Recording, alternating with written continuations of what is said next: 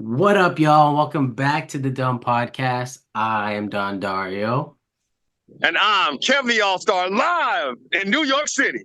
Yeah. What is We up, got Kev? a What are you doing show. in New York City? Man, we out here on the grind, repping the DUM Podcast out for the world to see.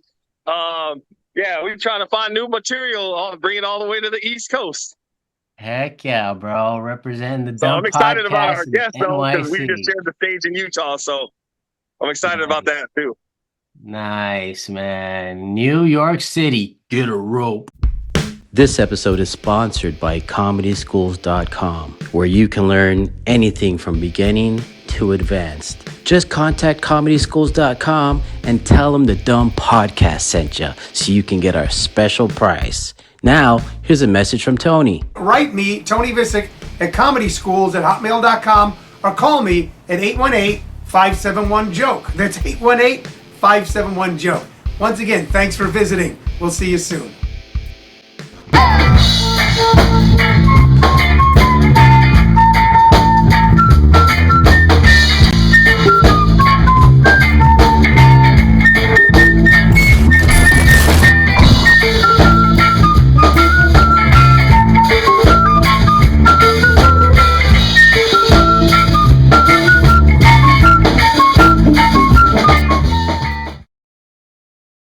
All right, dude. Well, we got a great guest today. Let's just introduce him.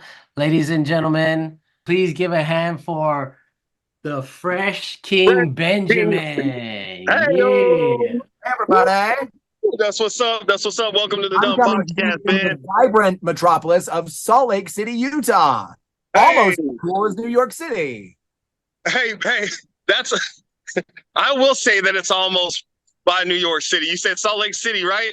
Yeah, Salt Lake City. Now, correct me if I'm wrong. I don't know if you've seen this play, but I just walked by it. Actually, I probably should have set up in front of that Broadway play. It says it's the Mormon play. I don't know. I walked by it. I'm about to go walk and find it. You saw it? I've seen that. Yeah, I have of course I have. I had to. And it was great. I loved it. Well, I mean, it's one thing to see it. It's another thing to live it. Yeah, I did actually, in fact, live it. I am the king of the Mormon. The only true Mormon prophet that you'll ever encounter is me right here. Is that the throne? I prepared myself that. Is that the throne you're sitting on right now? The Mormon throne? Yes, this is The throne. He's literally sitting on the tabernacle choir. Literally sitting on the throne at the top of the temple, exposing my porn elbows for all to see. Look how wicked and sinful. Oh man, you're gonna go to hell for that, brother. I just finished a cup of coffee. It was instant coffee, so instant hell. Like not even don't even for sure. What the hell? Benjamin, where are you at? You're in Salt Lake right now? I'm in Salt Lake, yeah. Nice. And you met Kev doing comedy out there? Yeah. Kev was in town. I had a show, maybe 2 months ago. And Kev reached out, like, hey, I'm gonna be in town. I'd love to come open for you if there's space. And I love part of my mojo with comedy. I think that comedy is far better if you really dig into community and if you dig into helping the comics around you and kind of creating space for other people to be successful. And so I always try to say yes to people who are hustling and hungry. And Kev was like, hey, I'm going to be in town. I can bring out some people. And boy, did he. Like both nights, he brought out a really great crowd. He killed it both times. I really loved having him on the show. And we found out that we have a little bit in common in our Mormon background, although there are some significant differences. There's some differences. There's some differences. The most significant perhaps being that my people tried to oppress your people. I'm very sorry about that. Not my intention. I fie upon that. That's not what the throne is about. Okay, that's good. Not what the throne is about. No, that is not. It's quite different. Yeah, so I think we just connected over being people who are hungry, who are go-getters, who are like willing. There's a lot of people in the comedy world who kind of just expect that things will happen for them, and they don't realize what you really need to do is get out there, talk to people, like make things happen, put yourself in uncomfortable situations, ask for the things that you need, And I love that Kev did that. And then I loved having him on the show. And it was a good time. Sir. 100%. Thank He's you, Ben. amazing. No, I was just Yeah. saying thank you, Ben. Yeah, no, it was a good time, Don. As I said with you, man, we got it. We're all about hitting the road, and it's one thing to hit the stage doing local shows, but if you're not getting out there, like you said, Ben, if you're not hungry, I mean, I got to eat, man. So just like today, I might be out here for another reason, but I was like, no, this is another opportunity. This is my first time in NY.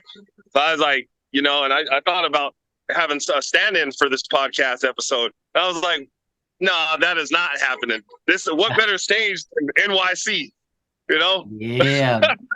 So you're going to take a bite out of that Big Apple tonight? You going to do something? Hey, bro, we hitting the comedy show tonight.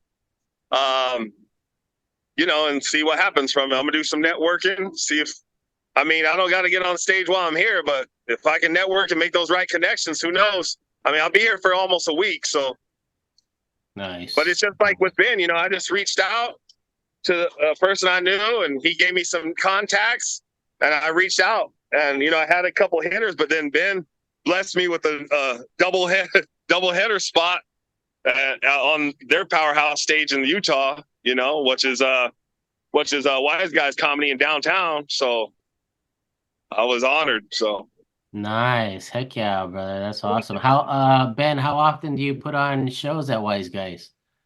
I have kind of 3 different shows that I'm running right now. I've got my own headlining show, which is what Kevin did with me, and I'm doing that about once a month. I'm doing that at Wise Guys, and then I just did the 4th one of these last night.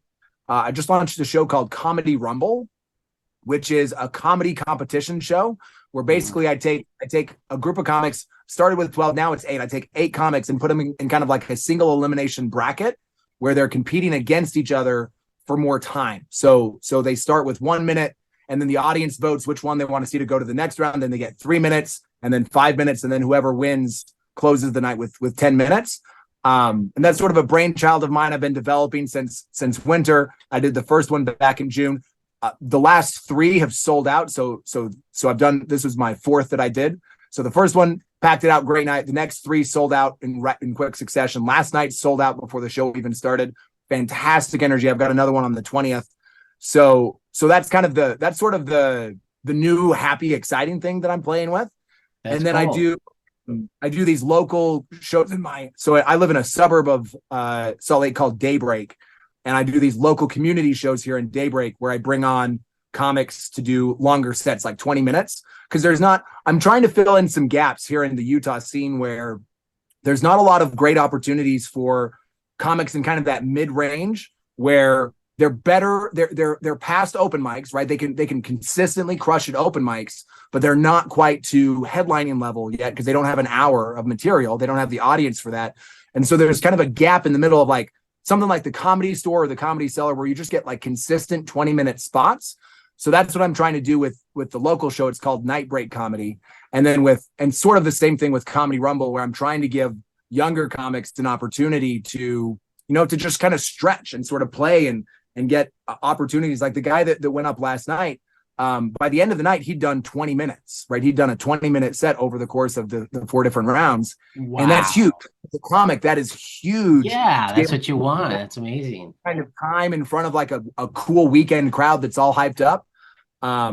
So yeah, I've got a couple different creative things going, and I always find that the more energy that I spend put into helping other people and making the world, making kind of the community better for everyone else, the better it is for me, right? So if I'm at the center of creating something that's good for other comics and good for the audience, it sort of naturally happens that is also good for me. Right. Definitely. I mean, when you keep your focus on something that's pure, there's no way that it's gonna come back and get tainted. You know what I mean? You're doing it for good reasons. So good on you. Good on you. So how long have you been doing comedy now? How long have you been? When did you start? I did my first open mic in May of 2021. So just a little, about 3.5 years now. Yeah, it's been a wild it's been a wild good time. So was it in Salt Lake or in Utah? Yeah, And you I said lived. the name of the place that you were at, you said it was Daybreak, like with a D, not Right, with a yeah. G, right? All right. Totally. There is people. There is actually a group in Daybreak called Gay Break because there is a Okay. pretty strong LGBT. Daybreak's a cool spot in Utah because it's pretty diverse. Yeah. A lot of people from out of state come to. Like I was just out walking my dog and I met this woman from Spain, and you don't see that a lot in other spots of Utah. But so Utah is, and it has a pretty strong LGBTQ community here, and they call themselves Gay Break, which is fantastic. Like, oh my God, so It good. is. It's like a little a It's refresher like, of gayness. You know what I mean? I know Like it's just the gay is just breaking yeah, over the dawn. just So break the fun. day with some gay. You know what I mean? Who needs coffee when you've got gay? Yeah, Uh it's good. It's all good. I So moved you started there in Daybreak, or was it Salt Lake? Where Salt Lake. So Salt Lake's like about 20 minutes north of where I'm at. And I actually moved. I was down in southern Utah for about 12 years. And that's when I decided I wanted to try stand-up. I wanted to kind of pursue it. It was something I was interested in. Um, Kind of went on this sort of a long story, but I went on sort of this healing journey that sort of emerged with me asking the question, what is it that I want to do and with the rest of my life? Like, what is it? Who is this person in this vessel that wants to express? And the answer was stand up. And so I was like, well, I got to go somewhere where I can try that. And so I moved to Salt Lake. I went and I did an open mic.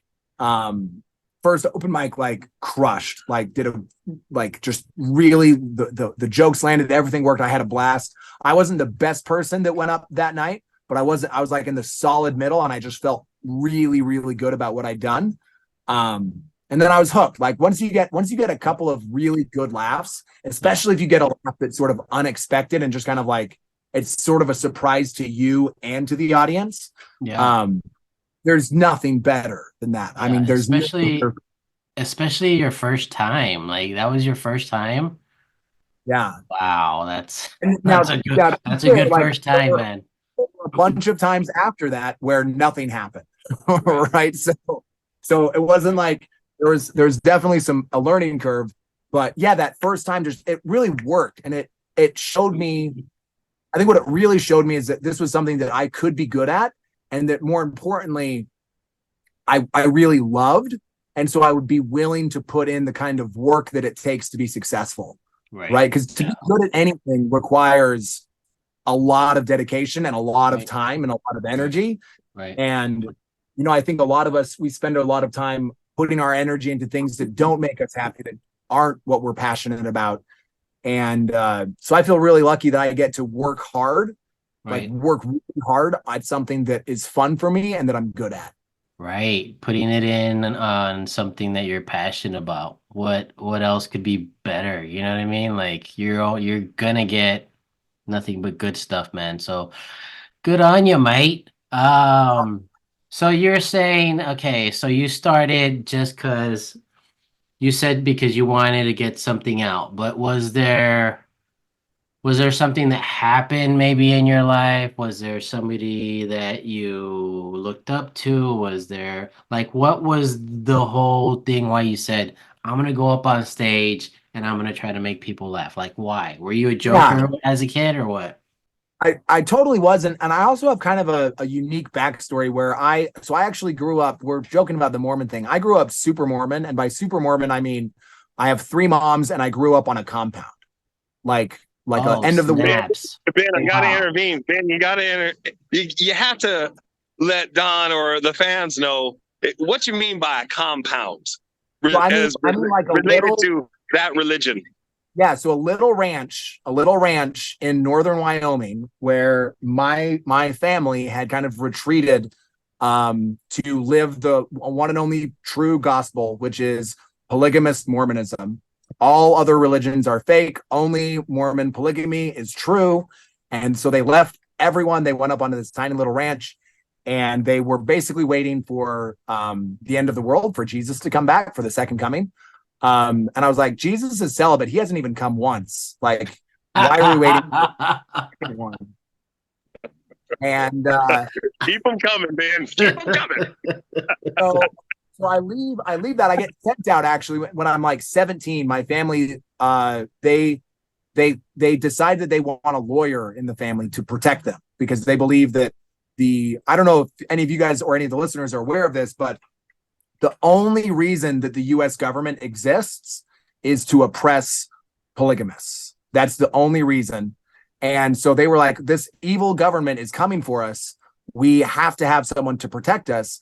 And they looked around and they were like, what we need is this 17-year-old boy who's never been to public school to go to college and become a lawyer. And then he will protect us against the weight and wrath and power of the United States federal government, which checks out. And so I left to go to college. And after a couple of years at college, I was kind of like, I was raised to sort of believe the world was wicked and that people were bad and that it was dangerous, right? I was taught to be afraid. And when I came out into the world, what I found was that people were delightful, that humans were lovely, that all of this culture that I'd been taught to really be afraid of was actually this really beautiful expression of human creativity and ingenuity and passion. And so over the course of about 7 years, I sort of slowly left the Mormon cult. So I was raised in this Mormon polygamy world. I left the polygamy world and I joined what's called the LDS church, which is the church that most people, that's the one that the Book of Mormon musical is about. Still very culty, but it's like a diet cult. It's like a kind of cult you could take home and introduce your parents to. Yeah. And I was that way for a couple of years. And then around 2015, that all kind of came crashing down. I learned some things about the factual history of Mormonism that had been hidden from me, the things that I'd been lied to about, like how Joseph Smith, the founder of Mormonism, translated the Book of Mormon by looking at a rock in a hat. Dumb. Yeah. Fun little tangent on that. In the future, like a couple of years later, and so a couple of years ago, I actually went to Burning Man. And at the end of Burning Man, I fell asleep next to the ashes of the temple. And when I woke up, I pulled out a golden plate, literal golden plate from the ashes of Burning Man. And then I did translate it using a book that I had into what's now called the Book of the Fresh King Benjamin. So that's why I say I'm a real prophet, is that I have also done what Joseph Smith did, but I think I did it better. Anyway, I leave Mormonism. And when I leave Mormonism, I have to sort of grapple with a sort of a bitter truth, which is that all of the suffering that I'd experienced as a child, which was a lot. I was labor trafficked. There was a lot of abuse. There was a lot of physical abuse, a lot of emotional and spiritual abuse that happened in the world that I grew up in. And as a child, I didn't recognize it. And I also thought this is sort of for God, right? So all of this suffering is happening because we're righteous and because we are living the true way. Yeah. And when I left that, I sort of had to grapple with the reality that all of that suffering had been for nothing, right? It had just been because some dude had told a lie and that people had kept perpetuating that lie. And so that meant that I had all of this kind of trauma in my body that I had to deal with. So I found a therapist. I started going to therapy. And as I started going to therapy, what happened is that I started, my real self started to emerge, not the facade that I'd sort of been taught to project. The real Ben started to come out. And as the real Ben started to come out, he was very creative. He played the guitar, he wrote songs, he wanted to pursue comedy. And I started to tell people stories about, like at work, friends, I would tell stories about what it was like growing up. And they would always be laughing. They'd be laughing a lot. And I had sort of this knack for taking things that were really painful and finding not minimizing them, but finding the parts of them that were funny and then making those pop. And so after doing that for a while, people started to just tell me, hey, you should do this. Like you should do this publicly. You should tell more of these stories. And so that was really kind of the thing that sort of pushed me into, okay, I'm going to find a venue. I'm going to find an art form that allows me to do that. And comedy was just kind of a natural fit. Hell yeah, dude. That makes so much sense. And that's like a good driver, you know what I mean? That's like a good force that's driving you to to go out there and speak on it. That's awesome, dude. That's a great story. Yeah. So yeah, the evil normal world and their regular lives, huh? The whole Things like melanin in their yeah, skin their and crappy monogamy and all that. monogamy and jazz and sushi. Yeah, it's a bunch of Their BS, man. That's awesome. That's awesome. So where other than Wise Guys in I guess the world, have you done comedy? Have you been on the road? Have you done any I've been on the traveling? road just a little bit. I'm starting. I'm going to do a bunch more this fall. I've made a bunch of connections recently that are going to help me kind of pop into different places. But I've been to New York. I did an open mic in New York like a year and a half ago, right when I was just getting started, and it was fun because it was just like a little basement club, and there were maybe 15 people there. And I went up and I did my time. And afterwards, the person who was running the open mic was like, "Hey, we're doing a lineup show tonight with some professional comics. Do you want to come back and be in the lineup?" And so I came back and I did like 5 minutes. It was great. It was like my first like real taste outside of Utah. I've done Wise Guys a little bit in Vegas. And I did one show in LA. So I've done like a couple here and there. But I want to get out. I've got one coming up in Arizona in October. I want to get out to Portland. I've got a couple contacts in Portland. And then this Comedy Rumble show that I've been doing it's let me kind of connect with comics who are coming into Utah who are out. So like one of the ladies who went up last night, she was from Philly. So I was chatting with her. I was like, "Hey, I'd love to come to Philly." So it's just enabled me now to get the connections that I need to then pop into a city, because you got to know people, right? Like it's easier to jump into a city. I went to LA, maybe a year and a half ago. I did one show there, but I didn't really know anyone in LA. And there was just someone who was like hosting it there.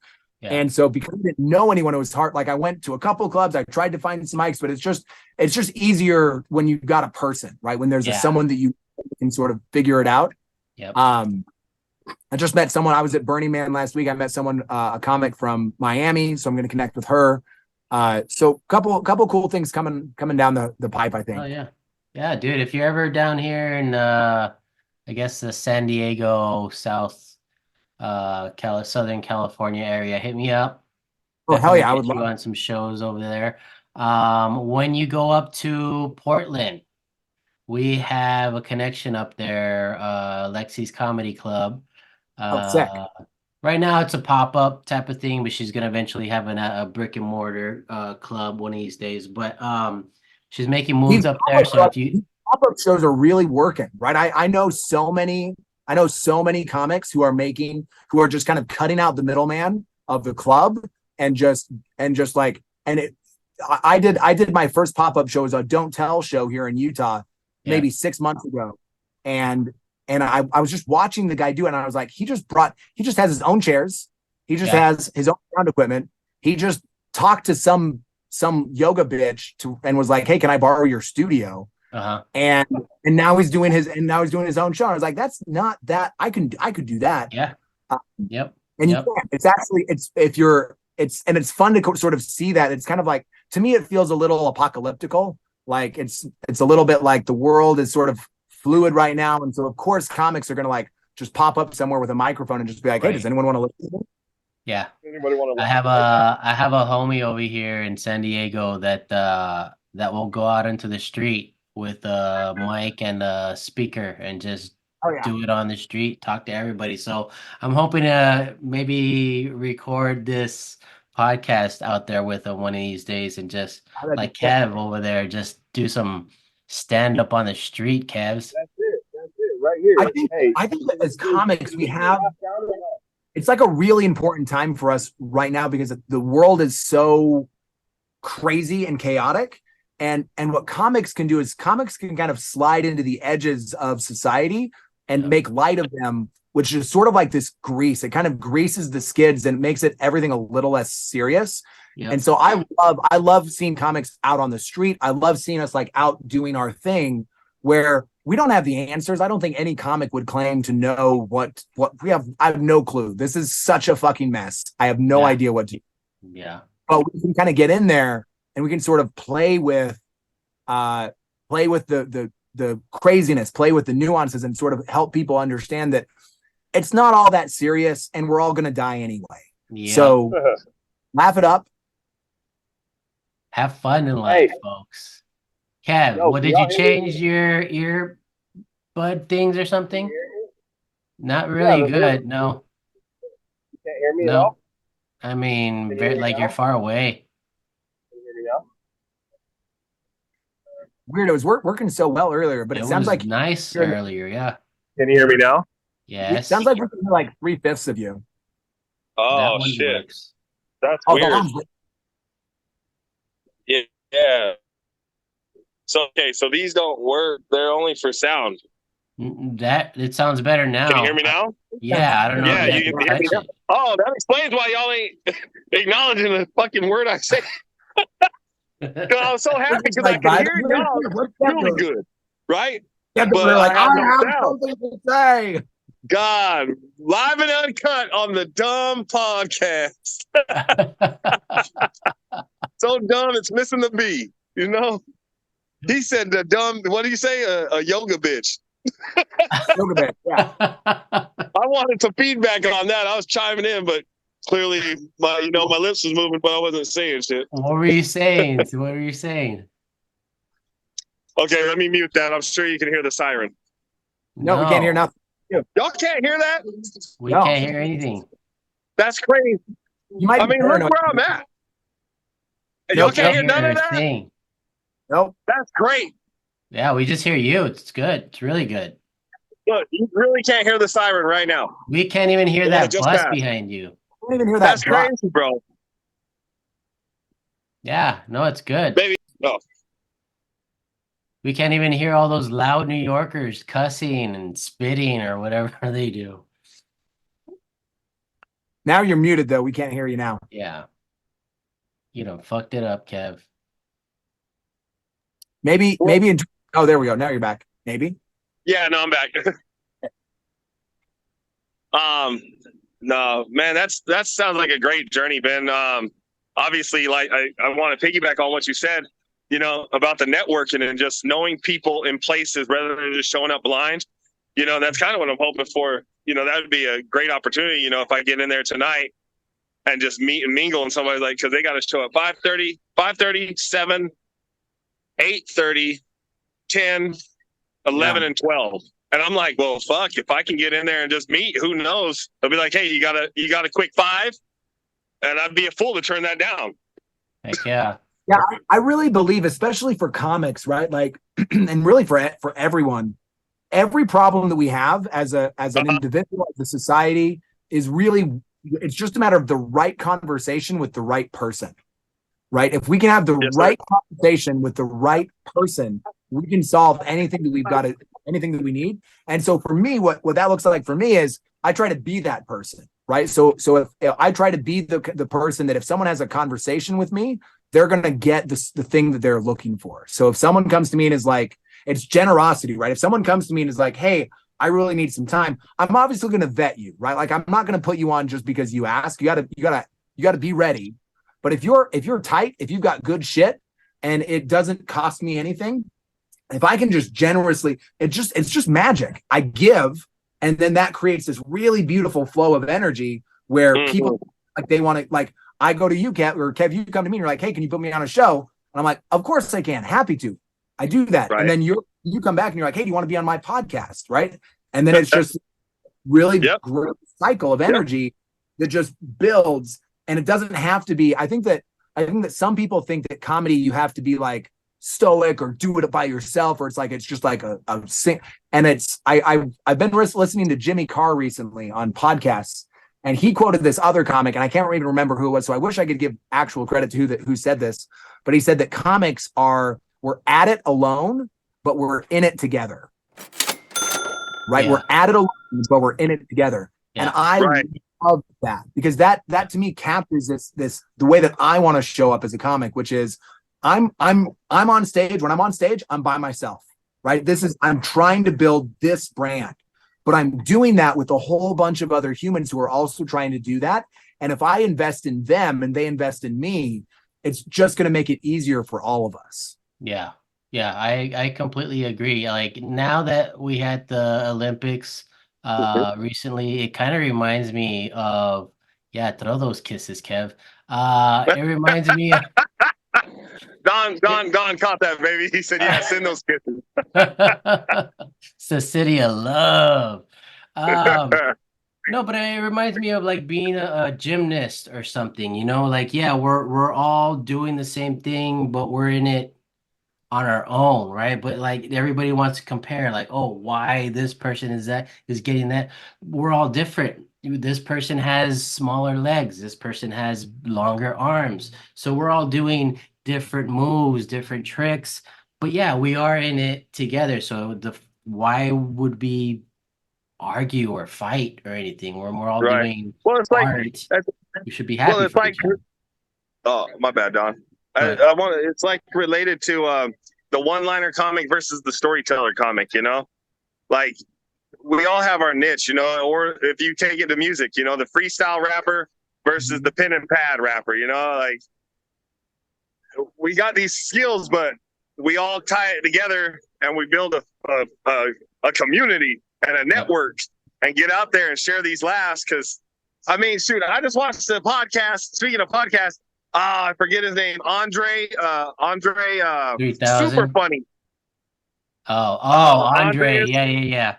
To deal with the like damn, but the he spiky had hair. Dana White on there, and y'all know Dana White from UFC, you know.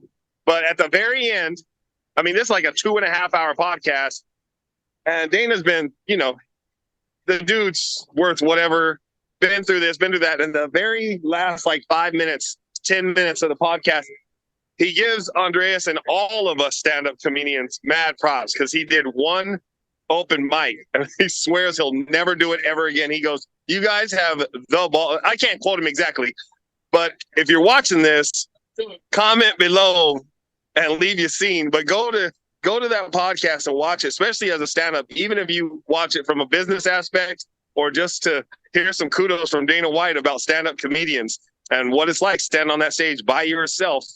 We're in a ring fighting our traumas and just telling our stories. Yep, You that's know? very true. Very true, So- man. Yeah. We And we what's all do it differently, like, but we nobody- all end up with the same type of response, right?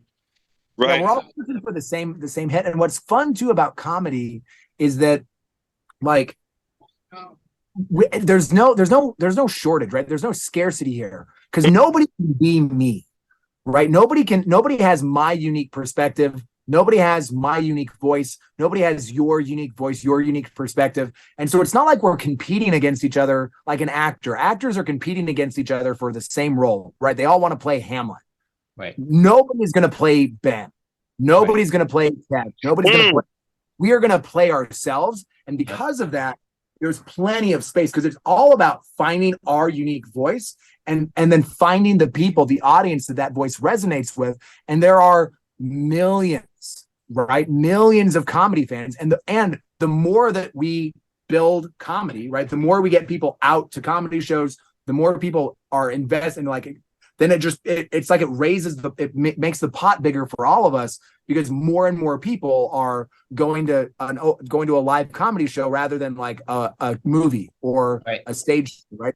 So it's good for all of us. Whenever one of us, I love seeing when other comics do well, because when other comics do well, that means, oh my God, they're making the pie bigger for all of us. Yep.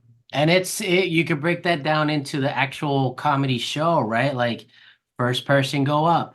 Need to have that energy. If that person doesn't bring that or doesn't do it to the whole room, it's gonna be on the next part. Everybody's in it together. Everybody's adding a piece. And if that person does good, we all do good. And we're in collaboration with the audience too, right? Like another thing from Jimmy Carr, right? He said that the way that he responds to heckles from an audience is it's all in service of the show. So a heckle is not an attack. A heckle is in service. And so I heard that and I was like, everything that happens in a show is in service to the show. Someone's a little bit late, that's in service to the show. Because what we're doing in comedies, we're just having this moment together, right? We're all having this moment together where we're taking a break from the bullshit. We're acknowledging that it is bullshit, but that we have power over it because we can sit with other humans and we can find funny things. We can really laugh at the insanity. If you look at our world today, right now, it is batshit crazy. Yeah. It's batshit crazy. And the fact that humans can sit in that world, can gather together in other groups of humans, and we can find funny things in global warming or in poverty or in trauma, in any of these things that you would think should be able to dominate us. And we can get on top of them and we can say, no, actually, you're my bitch. Yeah. Because I laugh at you. And once you laugh at something, once you find something funny, that thing doesn't have power over you anymore. Yep. You have power over it. Yep. And that's what you were saying earlier, right? Like, don't take everything so seriously. Like, and that's when we see it, right? When it's like everybody's, oh my God, it is the end of the world. It is fire coming down from the skies. But here's a joke for it. You know what I mean? Like, just live. What are you gonna do about it? Nothing. Just laugh, have fun. That's it. You know? That's awesome, man. That's awesome. So where are you headed next? Are you have anything on the books as far as touring, going somewhere else? Yeah, so right now I've got another company, another Rumble on the 20th of September. That's just here in Utah. I've got a October, actually let me look at my calendar. I think it's October 2nd. In Tucson, down in Tucson, I'm going to be at Laughs. No, not at Laughs. It's actually a lady in Tucson. They host like a backyard burgers show, and they invited me down to just do like a backyard show. Nice. So that's going to be on October 2nd, October 4th in Tucson, the first Friday in October. So that's actually going to be my first time going out and actually doing a show somewhere out. I've done spots, I've done opens and stuff. That's going to be my first time going out. And then you're bringing the whole show with you. Okay.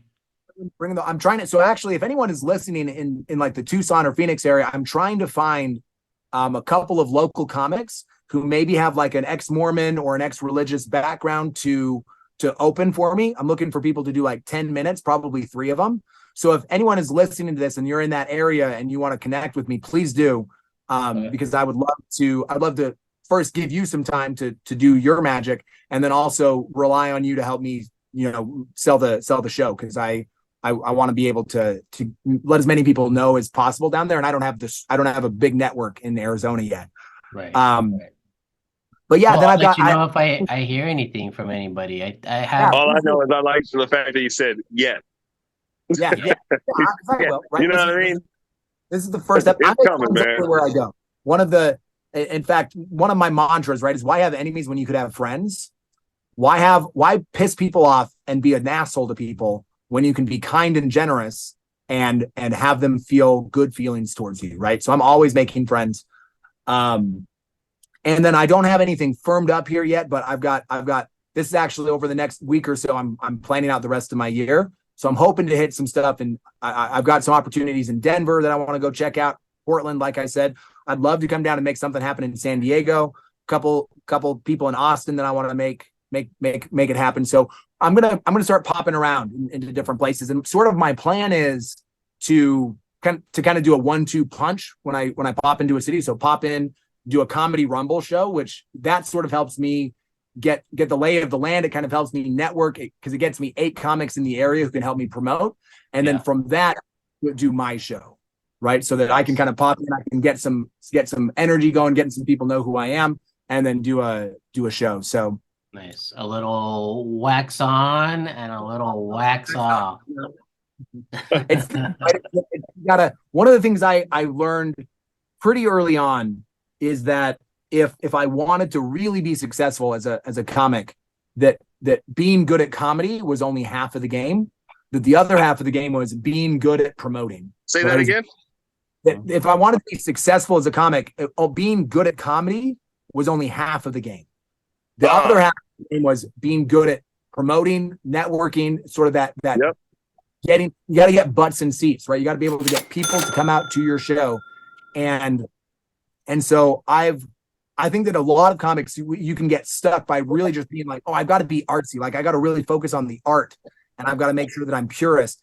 And obviously you have to be funny, right? You have to be good. When you get on stage, you have to be able to deliver. But if all you're good at is being funny on stage, it's a hobby. You're not actually going to make it as a comic, which is fine. Not everybody, like there's tons, hundreds, probably thousands of really fantastic comics who are only ever going to stay at that level because that's where they want to be. And banger, right? So I love that. That's exactly where they want what they want to do. They're living their thing. It's a fun little thing for them, and they've got other stuff that's going on. But if you're serious, right? If you want to make it a career, then you have to get. I talk to so many comics who are like, "Ooh, I don't want to sell myself."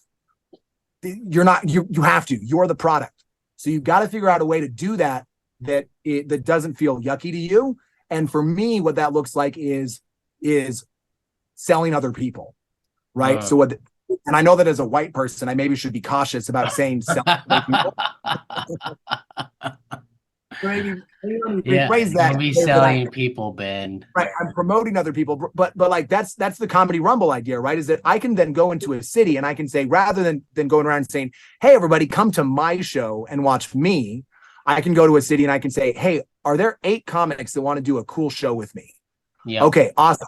Together, can we create a lot of really fun energy and buzz for this really exciting competition comedy show?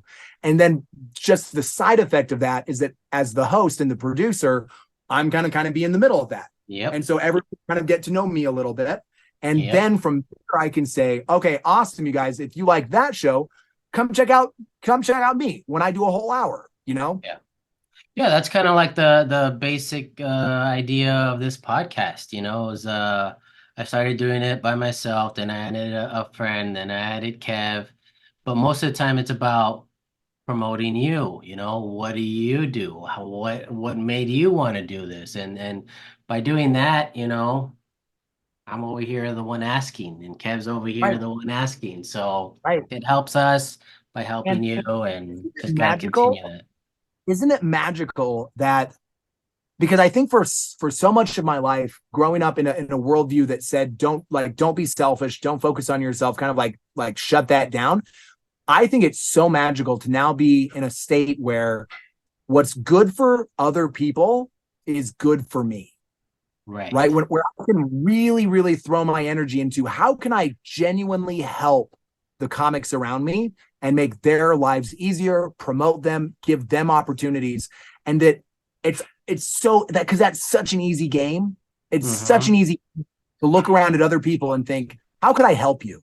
How could I make it, like just last night, right? Last night I had 8 comics go up, banger, right? We crushed it. We had the energy. I've never felt so much energy at a show as I did last night. It was spectacular.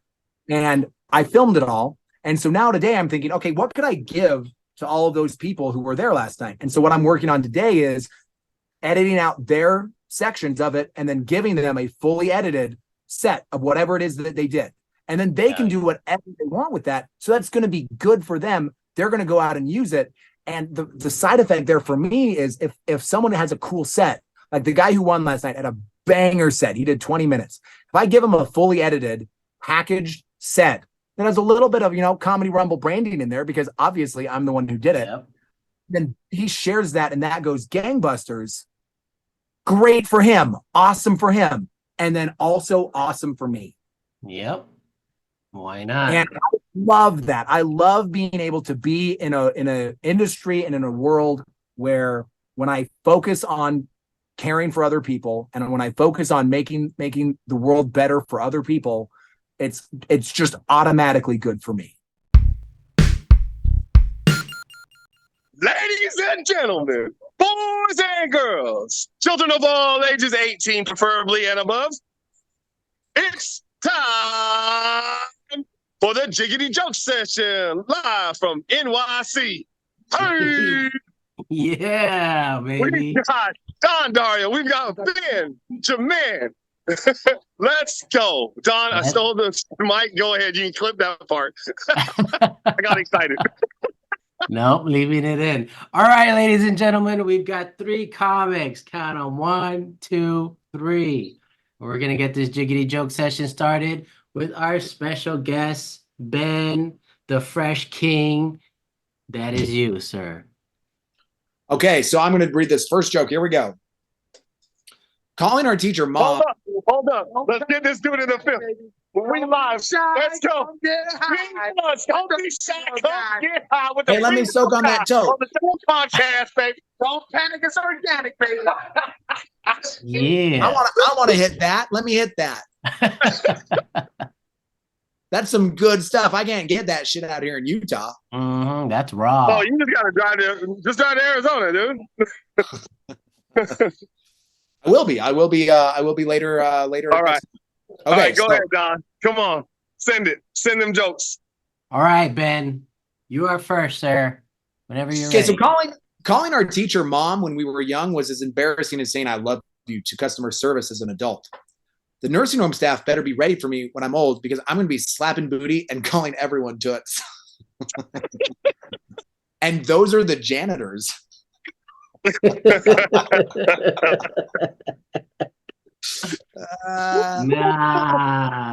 Nice. Nice read. Look, Yeah. janitors are hot. When you're 75 and someone can sweep a floor, you're like, come over here and sweep me. Bro, they got that throw up sawdust. I mean, what else do you want? What else? They got those overalls. All right, good read, Ben. Good read. All right, Kev the Allstar, you are up, sir. All right. With this switch of the chat and the video, can you still see me read? Yeah. All right. Let's go. Headline reads, Israel agrees to a brief pause in Gaza for polio vaccinations. Yeah, let's wait for everyone to get vaccinated. Then we can continue the bombing. Reminds me of comedy in 2020. And did I just cover my camera? You just did. No, it was fine. It was fine. It's like you're fingering the audience a little bit. You know what I mean? It's A little gentle nudge.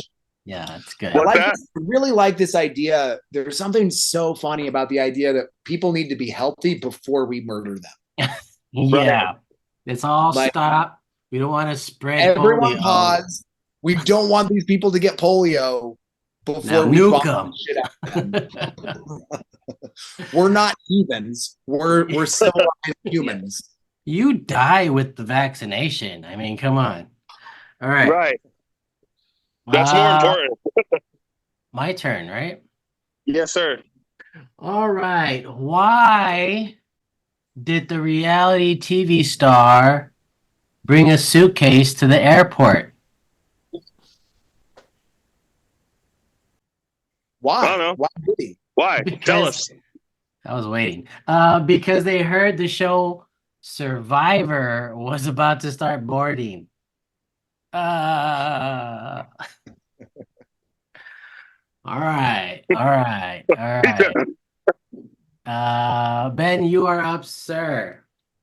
Okay, why are Hispanic women so angry? Why? I mean, I Because- know, but you tell me why. As a white man, I will tell you why. Okay. Because they're plotting world domination. Don't believe me? Just look at their eyebrows, all sass, intelligence, and vatos locos. Forever. Just say Vatos Locos again, please, sir. Vatos locos. What does that mean? Locos is crazy, right? Vatos? What is vatos? Is vatos eyebrows? Vatos is like dudes. It's like, you know, Vatos Locos. like a crazy, homies or crazy homie. Oh, like a okay. Like a homie that's crazy, right, Don? yeah, it's like a homie, like vato, homie. Oye, vato, yeah. Like man. Vatos whatever. Locos. A Vatos homeboy love is crazy. I love that the best He's part of insane that in the joke membrane. was that I couldn't say it. All right, good read. Kev the Allstar, you are All right, up, we're gonna try sir. not to block the camera this time with the thumb. All right, we're gonna keep that clear. Yep, no Do fingering. you know? Oh, my bad. Do you know what a Mormon blowjob sounds like? No. I have to tell my bishop.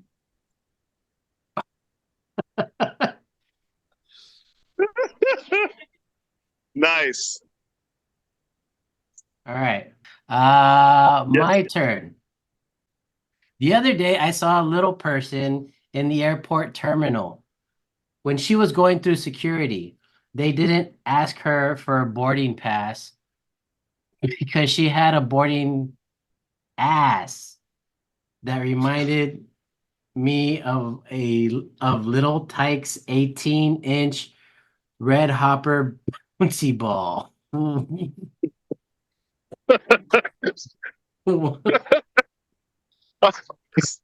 I hope y'all are laughing because what I pictured in my head. Did you get that first of all? Do I need to reread handle? that? Because it was good. Was it? Did you get it? You got that. Yeah, it came through. I got okay. It came through. Okay. That was good. Good one. That was a good Good job. joke Good right job. there. All right. Ben, you are up, sir. You know you're getting old when you look at a bottle of Tide big enough for like 64 loads and you think, just like when I was young.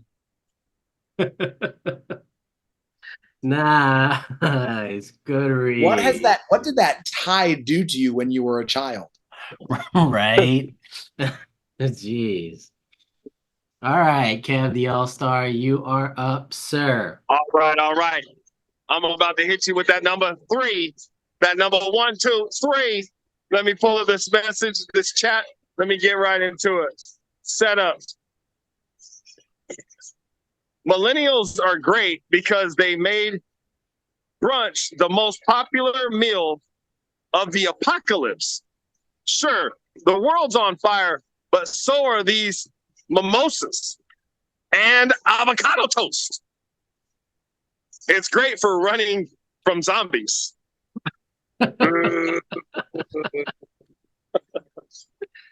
Yeah. I had some avocado toast this morning. It was great. It was lovely. Fuck everyone. Hey, I ain't gonna lie, there's been some zombies in here. That was a good act out. I liked it. It was good. All right, Don, it's your turn, man. All right. Last one for me. Here we go. They don't make assassins the way they used to. Donald Trump was a standing target. Kennedy was in a moving car. Come on, Jens. Do better. Did you say two pair? Yeah, Huh? do better. Do better. Do better. Oh, do better. I thought you said two pair. Kennedy was skinny too. Right? We had a skinny moving target. We had a fat stationary target. Big old head. Big old head. What's Big old that? everything. Big target. Yeah. Big bullseye. Yeah. All right. Well, hey. Don? Yeah? What? Hold on. I'm unmuted because I can't hear shit. Don't mute it. Oh. Everything. Don't mute it? Huh? You said don't mute it? No. That's crazy that you can't hear it. It's hype as shit right now. We don't hear any of I'm gonna that. tell y'all. So we walked into a sex shop, an adult shop. But this place had rooms where you could go in and watch video. I shit you not. Active rooms, active. Some of them, they have you know how when you go in a bathroom and it says vacant, occupied, they had these rooms. Yeah, they got tissues on the side. Yeah. Man, I was like, that's the day I quit my motherfucking job. I ain't cleaning shit. I mean, I would clean the toilet. Okay, I've done that before, but I ain't cleaning that shit. Yeah. I quit. Like, nah. Can you imagine? That was not in the job description. Imagine being so horny. Like you're so horny. Yeah. That you look at one of those rooms and you're like, I gotta. This is my only option. Right. I have to use. Right. This is the spot. I just bought this video. Dude, they were test rooms. No other option. You paid to test the video. There's nowhere else I can go. I don't have a friend with a bathroom and Wi-Fi. I have to use Dirty Joe Punster. It's horrible, man. I was like, what the hell's going on in here? Thought that shit was illegal as fuck. Yeah. No. And it's that's not. funny coming from me. That's hilarious. Well, I mean, hold on. Nothing was coming from me in that moment. Allegedly. Let's just make that straight right now. Ben, it's been a pleasure, man. Oh, absolutely. You guys are, I'm so appreciative of the container that you've made. What a fun conversation we've had. And this game was great. Thanks for having me on, y'all. Definitely. Please share your soul. Oh, Don's got it. Go ahead. We're not done yet. We still have to play the guessing game. So you just read a bunch of jokes. The game is to guess which jokes or who wrote the jokes that you read. So it could be a possibility of it being me, myself, Don, Kev The Allstar, or a combination of us both writing a joke. All right. So if you could right now kind of give us a brief description of, let's say, start with joke number one, brief description. Yeah, so and joke who you number one is nursing home staff are going to be needing to be ready for me because I'm going to be slapping booty, but it's janitors. That sounds like Kev to me. I think that's a Kev joke. Oh no! Slapping booties is what I do, baby. Janitor booties. Good guess. But wrong. Hispanic women, Vatos Locos. That has to be Don. Oh, you guys, so tricky. We are tricking you, bro. Oh, I am falling for it. Okay, and then Tide. I think Tide is Kev. Man. 3 for not 3. Crushing out here. Ben, look, let me be, because since we are both, and Don is as well, we love the positivity. So let me say that although you got all 3 wrong, you are the winner because you are the first of season 4 to get all 3 wrong. So therefore you're right. Because I love winning by being wrong. It's my favorite. You know what I mean? It's the best way to win because it's the most unlikely. Who would have thought that by being 100% wrong, I would be right? Right. But that's right. You're right. You see? And that goes in with the saying, even when you're wrong, you could be right. But when you're right, you could be wrong. Yeah. So you was right. I was right, even though I was wrong. And it showed that you were consistent.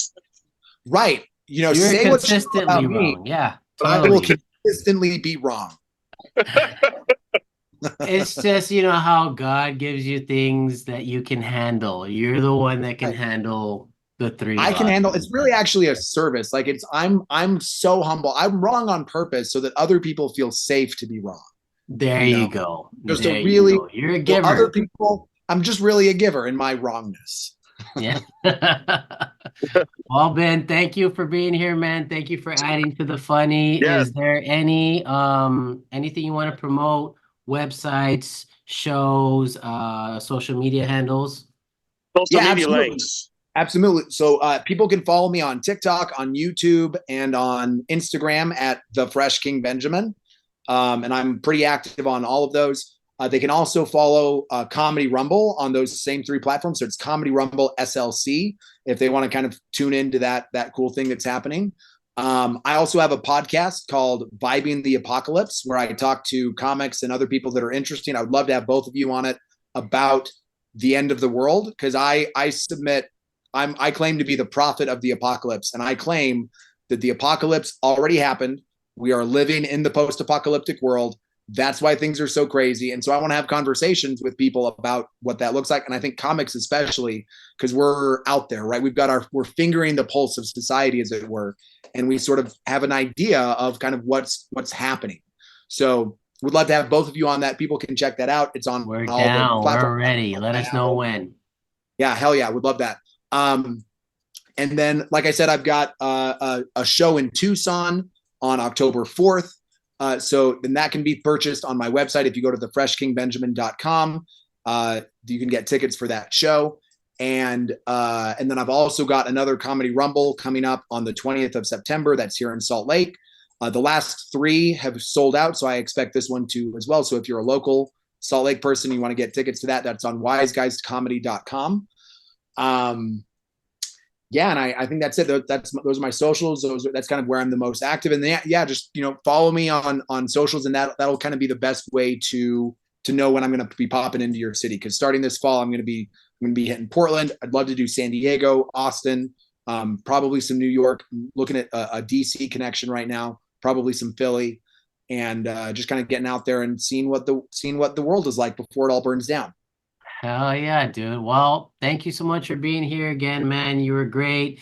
Everybody watching this, definitely go to the comments, leave your comments down there. If you want to be on that show in Tucson, he's looking for people if you're ex-Mormon, so hit him up. Yep.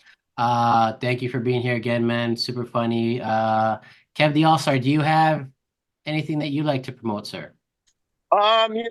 Yeah, man, I got a show at the VFW actually on September 13th. After that, regular podcasts on the DUM Podcast. And of course, follow the new channel. You all already know KevTheAllstar.com and Kev The Allstar on all the platforms. But check out All Stars United LLC on Instagram.